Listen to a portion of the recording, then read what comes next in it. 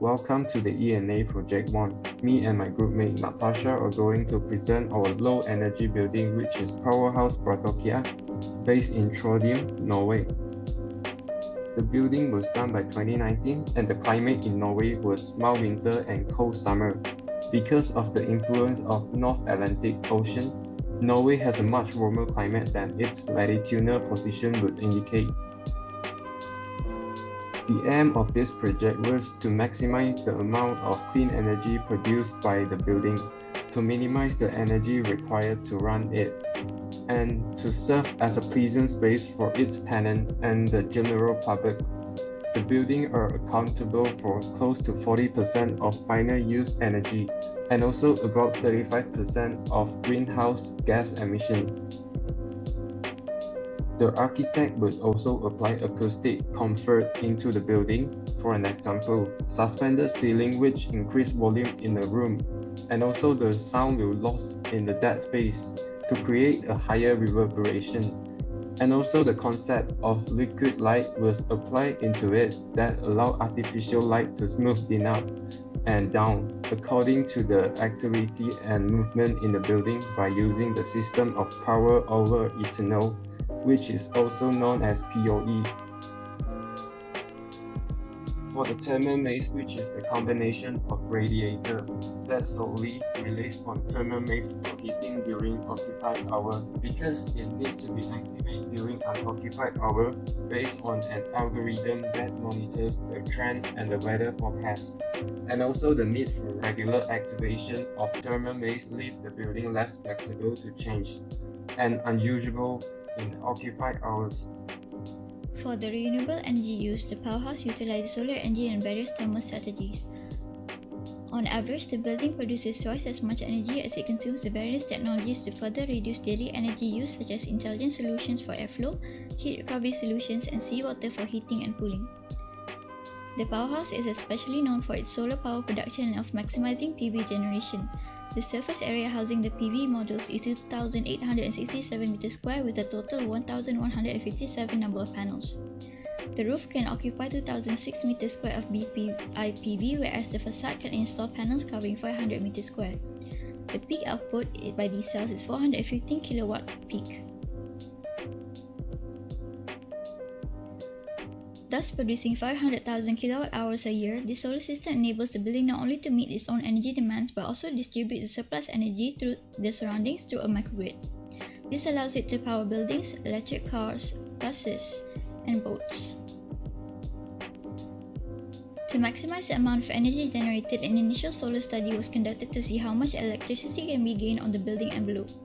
The roof is angled to 26 degrees south for the most optimum solar yield, and the volume of the mass is then cut for the biggest surface area to install the maximum number of PV. From this design strategy, it is shown that the west facade can harvest 5% solar energy, 17% on the southeast facade, and 78% on the roof. For maximizing its PV power production, the building ended up with surplus energy than it consumes. The powerhouse relies on the microgrid in winter but compensates by producing more energy in the summer. Next is the ocean thermal energy and thermal energy use, which are part of the building's thermal heat exchange strategies. First, ocean energy is harvested through the district seawater heat exchanger, which is used for district cooling and heating. The exchanger dries heat away from the DC plant condenser as seawater has a lower temperature than the ambient temperature, thus enhancing its efficiency. District heating is initially used as a backup in case of the heat pump shutting down. Quite simply, the system takes in cold water from the sea to cool the building before sending the cycled water back to its source. Next, seawater is also harvested through the heat pump, which is used to heat the spaces through ventilation and provide domestic hot water to the occupants. The seawater-based heat pump uses ammonia as a working fluid in the system. As a key enabler to making the powerhouse positive energy, its energy coverage ratio is approximately 93%. The heat pump is shared with the neighboring BI building so that there is heat exchange between the two buildings. The way indoor temperature is maintained is how warm air from the displaced ventilation overflows from offices and is expelled through the central exhaust, and the temperature is also maintained by the aid of radiators in open zones.